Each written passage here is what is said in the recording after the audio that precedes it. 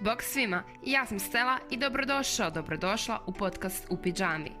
Podcast kojem je cilj da se osjećaš udobno kao u pidžami dok ga slušaš, ali i općenito u životu. Ako ti se ta ideja čini primamljivom, krenimo zajedno na putovanje zvano Nova epizoda. Hej, razmišljala sam hoću li uopće snimiti ovaj podcast, zato što kada sam rekla prijateljici o kojoj se temi radi, rekla je da ne bi možda trebalo to toliko jednostavno naglašavati, da će samo uzrokovati nekakav hejt s obje strane i nezadovoljstvo. Ipak, ja sam već vama na Instagramu bila postavila pitanje koje je glasilo ovako. Je li teže biti žena nego muškarac? I bila je anketa sa odgovorima da, ne i ne znam. I rezultati su bili jako zanimljivi, a vaše poruke koje ste mi pisali kao objašnjenje su bile dosta onako argumentirane, mogu reći i vatrene.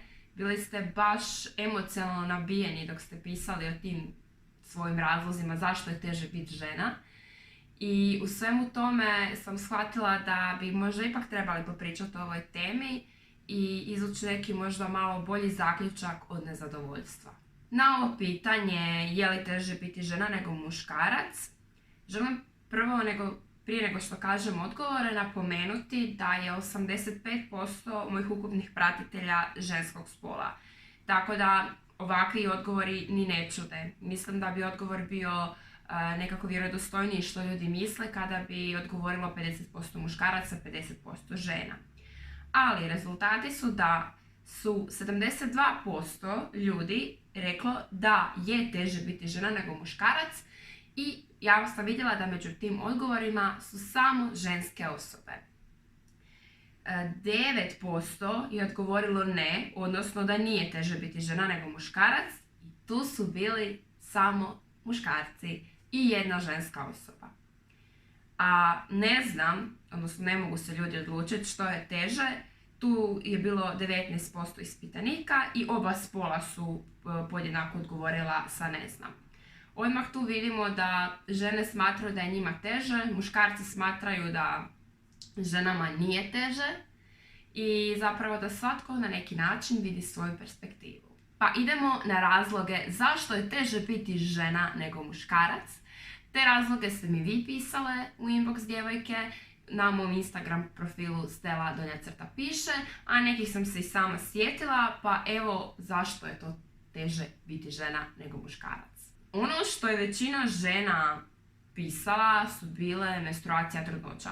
To su stvari koje su neporecivo ženske i nikad ne možemo reći da je to nešto što muškarac može činiti. Sjetila sam se jedne zanimljive stvari.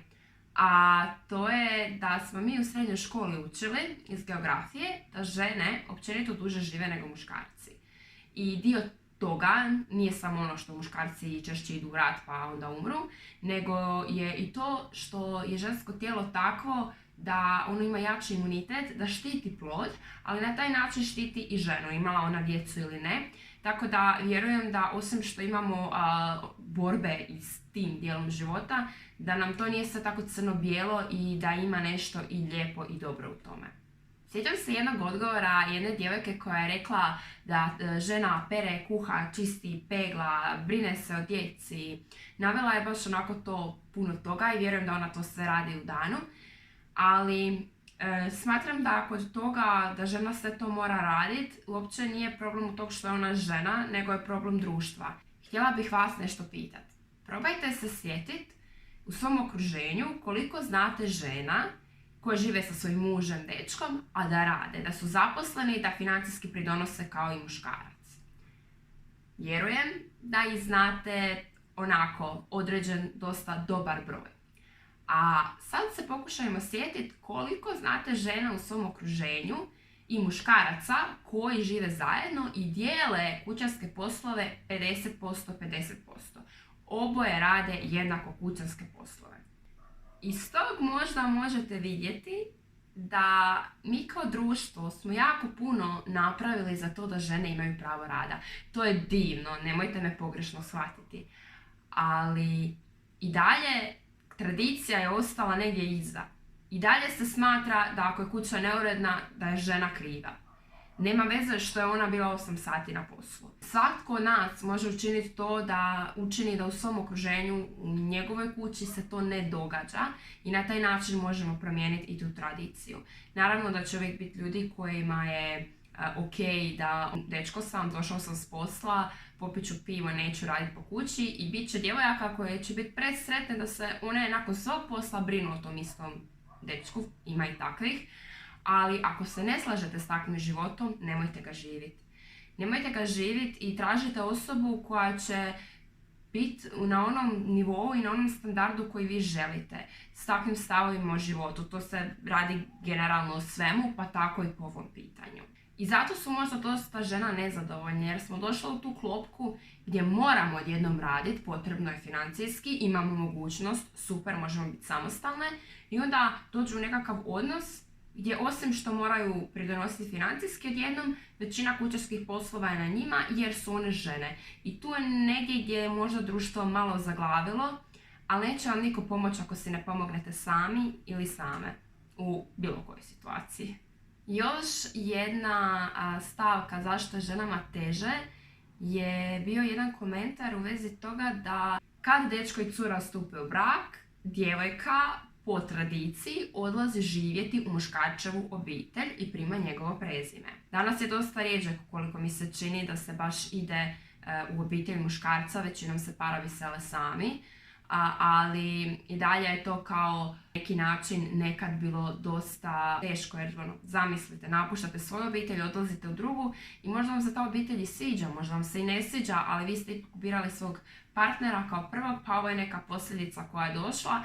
Što se tiče prezimena, čini mi se da sve više djevojaka ostavljaju svoje prezime, pa tako da na neki način i to se rješava danas. Jedna cura mi je napisala da se žene teže zapošljavaju, pogotovo ako su mlade i gleda ih se popreko što ako one ostanu trudne, firma im ne želi ili ne može plaćati porodiljni i također ako si žena, a imaš već djecu, pa nećeš otići na porodiljni, nekako se podrazumijeva kao ti ćeš češće uzeti godišnji nego otac djeteta ako dijete bude bolesno, odnosno uzet ćeš bolovanje.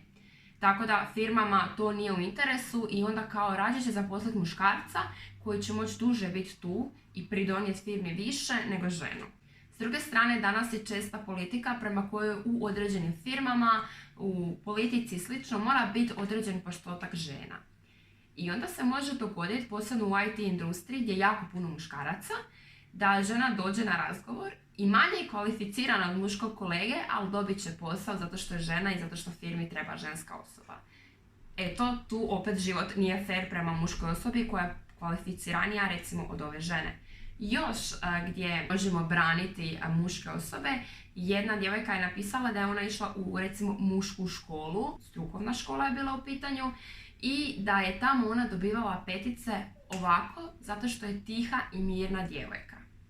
A dečki su se za iste te ocjene morali dobrano pomoći čak za 2, a ne samo za 5 i rekla je da ne misli da je ok da kao ženama je teže jer ima i situacija gdje se curama popušta jer su cure, a dečkima su te situacije onda dosta teže. Jedan od komentara vas u mom inboxu, djevojke, je bio i taj da vas je strah hodati noću same kad idete iz izlaska ili negdje. Ja se apsolutno slažem i ja ne bih rekla da je to strah, ja bih to rekla da je neki survival mode gdje gledaš sve oko sebe i ne znaš jel ti teže kad ima ljudi, pa sad ne znaš imaju li ti ljudi negdje što su oko tebe loše namjere, ili ti je teže kad si potpuno sama pa ne znaš gdje će ko ti izletit, možda te napast i stalno ti je to nekako u glavi. Naravno i dečki mogu biti u opasnosti ako se nađu ljudi koji imaju zle namjere vani, mogu ih i pretući i opljačkati i slično. Nije da je svijet samo okrutan prema curama kad hodaju po noći, ali mislim da dečki nikad neće moći razumjeti tu količinu opreza koju cure imaju kad hodaju po noći same. Jedna cura mi je rekla da je dečkima puno lakše bilo gdje i bilo kad obaviti malu nuždu, što je definitivno istina i sigurno ste to svi doživjeli 1000 puta. I samo se sjetimo, idete u neki klub, koliki je red u muškom WC-u, odnosno nema reda i red u ženskom WC-u zna biti onako 20 minuta i to je totalno bez veze jer kao cura moram čekati tu nekih 10, 15, 20 minuta da odem na WC, a došla sam se zabavljati, a ne stajati u redu ispred WC-a. Tako da trebalo bi biti više ženskih WC-a, a manje muških. Posljedna stavka je izgled žena. Odnosno, rekla je jedna djevojka da su previše ljudi fokusirani na izgled žene, da će se prvo pogledat, a onda poslušat da ima takav dojam. Ali izgled žene je oduvijek u naglasku. Žena je ljepši spol. I kad to se tako kaže, odmah se zna da je cijelo vrijeme u našim glavama, u društvu prisutan fokus na ženski izgled. I žene su te koje se više sređuju, kojima je to društvo nametnuto i ja sam onda zaključila, ovako razmišljajući i gledajući neke podcaste, da žene zapravo žive jako skup život. Jer dok ti sebi kupiš određenu kozmetiku, pa ovo za kosu, pa recimo ako se farbaš, pa ideš na nokte, pa zatim nekakve britice, kreme za depilaciju, šminka. Puno lice šminke, nekakvog pristojnog brenda, znači da nije nekakva šminka koja je kupljena u nekim sumnjivim dućanima, sumnjivog podrijetla i kvalitete, već nekakva pristojna drogerijska šminka, najjeftinija, za cijelo lice i dalje nije jeftin ulog, pogotovo za neko ko je mlad ili recimo u tinejdžerskim godinama. Osim toga, djevojke kažu puno se dulje spremaju za izlazak nego muškarci, oni tu imaju više vremena, zatim imaju manje odjeće pa s tim manje troše na odjeću. Jedna od stavki koju sam ja naglasila jednoj svojoj prijateljici dok smo pričale o ovoj temi, rekla sam joj, ali ja moram svaki mjesec kupiti uloške. To je higijenska potrepština koju ja moram imati, u Hrvatskoj koštaju oko 3 eura, a dečko neki ne mora i ta 3 eura, to jesu samo 3 eura, ali nekom ta 3 eura znači jako, jako puno. I taj neki dečko može 3 eura potrošiti na čokoladu, na kavu, uštediti, bilo što, on ima izbor. Ja za ta 3 eura mjesečno nemam izbor.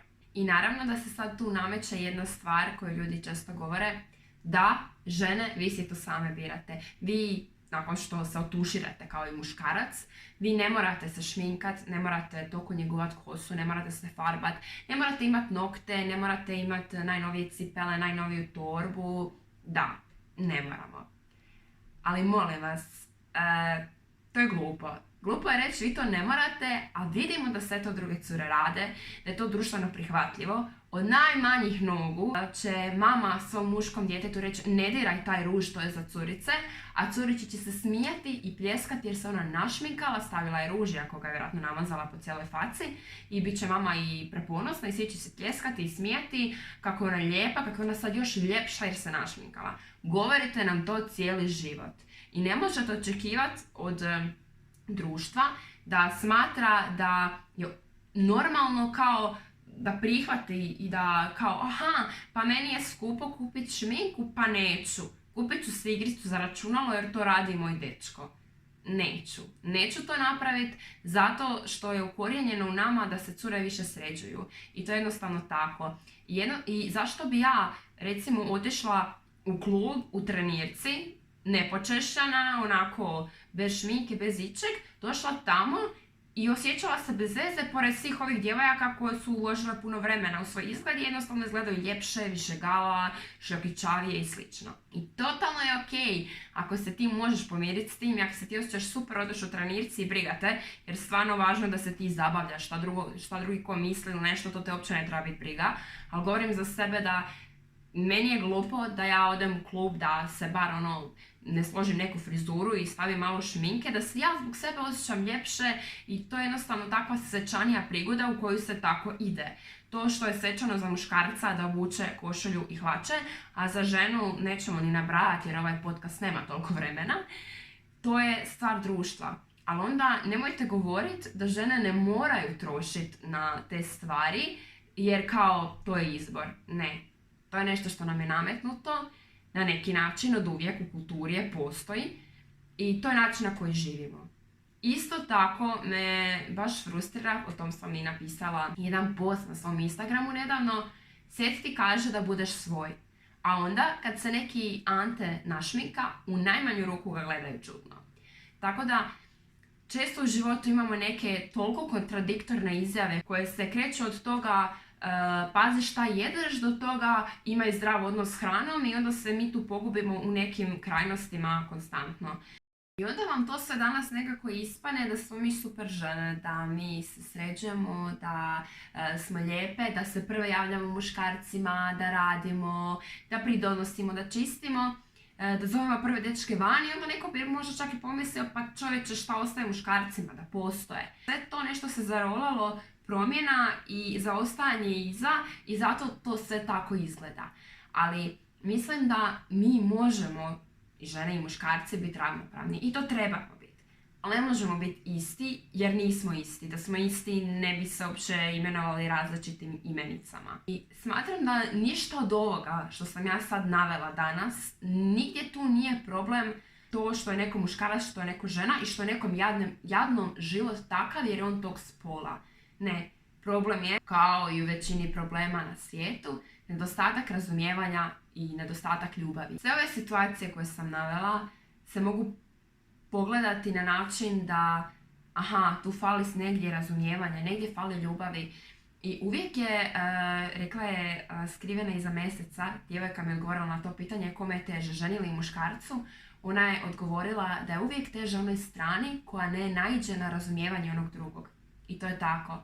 Teško je ovim dečkima bilo sa ovom djevojkom u razredu koja je dobivala petice jer je cura, a oni nisu imali razumijevanje profesorice jer su oni dečki. I teško je kad živiš sa partnerom koji te ne razumije i zato ti ne radi tu s tobom po kući jednako. On to ne radi zato što je to tradicija, nego zato što nije krenuo taj korak razumijevanja. Zaključak ovog podcasta ipak nije da su cure protiv dečki, dečki protiv cura i obratno, već je zaključak da samo negdje ponekad fali ljubavi i razumijevanja, poštenja, svih tih dobrih stvari i zbog toga onda nastaje to rivalstvo i na neki način ispaštamo što smo muško ili žensko. Nadam se da ovim podcastom niste potonuli u nekakvo more nezadovoljstva zbog tog što ste žena, možda i muškarac ako se neko od njih naljutio na ove stvari koje sam rekla. Ali stvarno, ako želimo promijeniti ove stvari, trebamo samo u svom okruženju davati više ljubavi, više ispravnosti, pravednosti i mijenjati taj svoj mali dio svijeta, pa onda tako posljedično će se to i širiti i dalje od nas. Hvala vam na gledanju i slušanju ovog podcasta. Gledamo se u nekoj sljedećoj epizodi, a svakako me zapratite na Instagramu Stella_piše gdje gotovo svakog dana objavljam neke nove tekstove, pa se tamo možemo i čitati. Bok!